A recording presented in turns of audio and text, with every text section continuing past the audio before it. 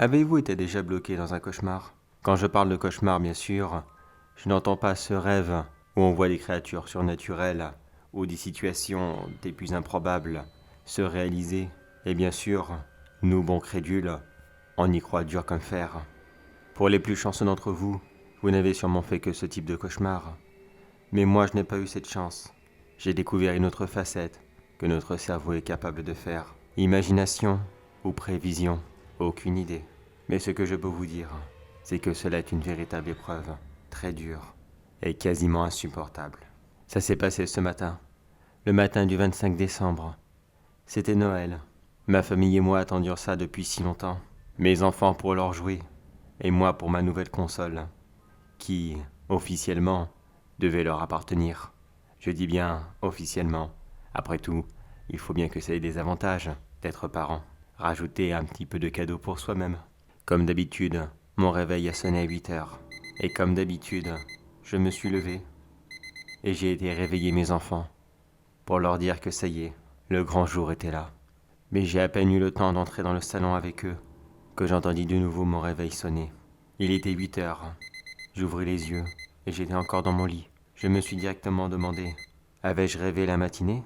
Avais-je réussi à imaginer le début de cette journée que j'attendais tant? Peut-être. Après tout, cela n'avait duré que 10 minutes, et ça n'avait aucune grande importance.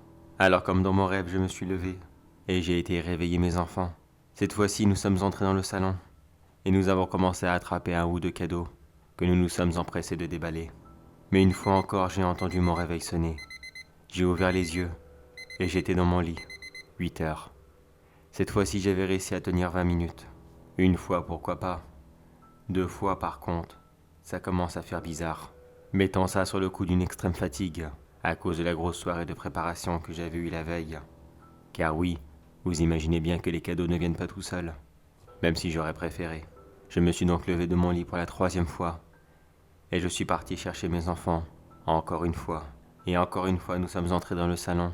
Ils ont déballé les mêmes premiers cadeaux, et j'ai même réussi à en déballer plusieurs autres, avant que j'entende mon réveil une 4e fois. Par contre, cette fois-ci, là, ça n'allait vraiment pas. Je me réveillais systématiquement, comme si ce mauvais rêve ne voulait pas se terminer. Mais à chaque fois, je gagnais seulement 10 minutes. L'opération a recommencé pendant plus d'une douzaine de fois. En tout, j'avais réussi à aller jusqu'à 10 heures. Mais tout commença à partir en live, à partir de 9h30. À ce moment, j'avais commencé à remarquer la présence d'un cadeau rouge que je n'avais pas préparé, et encore moins placé sous le sapin. Que pouvait-il bien faire là? Un cadeau surprise de mes parents? Peut-être que je l'avais oublié. Peut-être que oui, je l'avais placé, mais que la fatigue était beaucoup plus forte que je ne le pensais. C'est du moins ce que je me suis dit, la première fois que je l'ai vu. Car la seconde fois, l'un de mes enfants a attrapé le paquet et a commencé à l'ouvrir lentement. Il n'a à peine eu le temps de l'ouvrir que celui-ci a littéralement explosé. Ce n'était pas une énorme bombe qui aurait pu anéantir toute ma maison, mais celle-ci fut suffisamment forte pour faire exploser en des centaines de morceaux mon pauvre fils, qui tenait à ce moment le cadeau. Ses restes se retrouvant éparpillés un peu partout dans mon salon, me donnant une nouvelle décoration de Noël, macabre, et que je n'aurais jamais, au grand jamais voulu voir. Cela était suffisamment monstrueux comme ça, et complètement insupportable pour les yeux d'un père. Mais finalement j'ai entendu une nouvelle fois ce réveil. Mais par un geste complètement mécanique, je n'arrivais pas à faire autre chose. Je savais pertinemment ce qui allait se passer. À la petite différence cette fois-ci, que c'est mon autre enfant qui a vu le paquet et qui avait décidé de l'ouvrir, et qui malheureusement, je n'ai pas pu l'en empêcher. Celui-ci explosa de nouveau, me laissant 10 minutes de plus dans le choc et dans le chagrin que je venais à nouveau de connaître.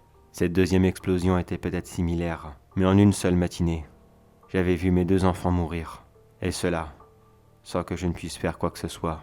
Je savais pourtant ce qui allait se passer, mais quelque chose m'empêchait de faire d'autres gestes que ceux que je faisais systématiquement, comme si tout ce que je devais faire était écrit, mais ne cessait de se répéter en boucle et en boucle. Comme je vous l'ai dit plus tôt, la dernière fois que mon réveil a sonné, j'avais réussi à atteindre les 10 heures, et comme la bombe a explosé à 9h30, j'ai passé une dernière demi-heure à voir mes 2 enfants ouvrir le paquet en même temps, pour éviter de se disputer sur qui allait ouvrir le dernier paquet. Et je les ai vus tous les deux exploser en éclats. Je restais là proscrit dans le salon, même si j'avais déjà vu cette scène 2 fois. Croyez-moi qu'on ne s'y habitue jamais. La petite différence maintenant, c'est que j'arrive à faire ce que je veux.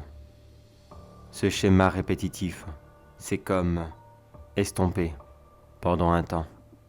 Est-ce que je suis réveillé? Est-ce que ça y est? Tout cela est fini? J'espère. J'aimerais tellement, tellement que cela soit fini. Mais dans le doute, je préfère vous prévenir. Car malheureusement, cela est beaucoup trop planifié, surréaliste, pour que cela soit un rêve. J'ai peur. J'ai tellement peur de réveiller mes enfants. J'ai tellement peur de voir ce paquet rouge ressortir de sous la pile de cadeaux, bien caché à son emplacement, exactement là où je ne pourrais pas le voir. Et j'ai peur de revivre ce même carnage. Malheureusement, mes enfants ont décidé de se réveiller eux-mêmes. Je n'ai pas osé entrer dans le salon. Quand ils sont venus me chercher, j'étais déjà en train d'écrire ce message. Je leur ai tout simplement dit de commencer sans moi, que je viendrais pour les aider à finir.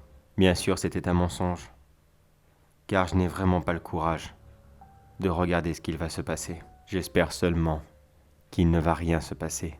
Alors vous tous, si vous aussi un jour vous vous retrouvez dans cette boucle interminable, je n'ai malheureusement aucun conseil à vous donner, car je n'ai pas réussi moi-même à en sortir. Est-ce l'œuvre de notre esprit, ou alors un autre esprit surnaturel qui aime torturer les gens?